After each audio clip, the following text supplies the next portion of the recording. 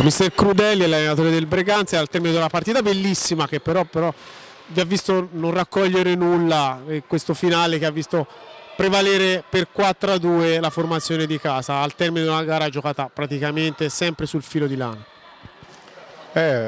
Purtroppo è un po' che stiamo fornendo prestazioni ottime e non raccogliamo niente.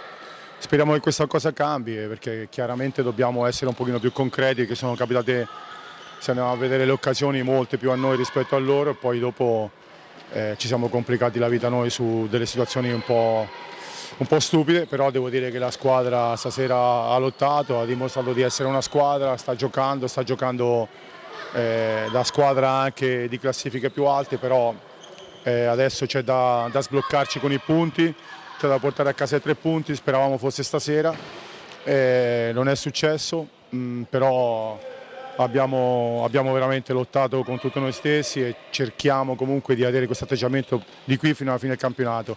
Se questo è l'atteggiamento, se questo è l'impegno, se queste sono le giocate, tutto quello che stiamo facendo adesso, prima o poi arriverà la partita dove raccogliamo veramente tutto quello, o le partite dove raccoglieremo quello che ci meritiamo.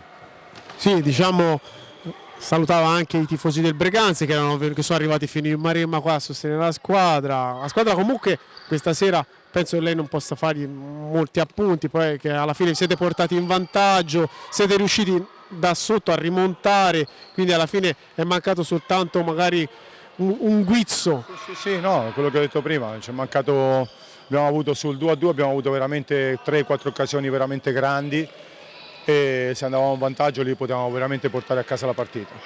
Però lo sport è così, dobbiamo però anche capire che siamo arrivati a creare molte occasioni, quindi questo è l'importante, siamo arrivati a non fare tanti falli come stiamo facendo ultimamente e soprattutto noi abbiamo rotazioni diverse rispetto al Grosseto, siamo stati costruiti diversamente rispetto al Trissimo, rispetto al Sandrigo, rispetto a molte squadre, quindi però siamo alla pari con tutti, stiamo giocando alla pari con tutti e quindi questo è quello che conta.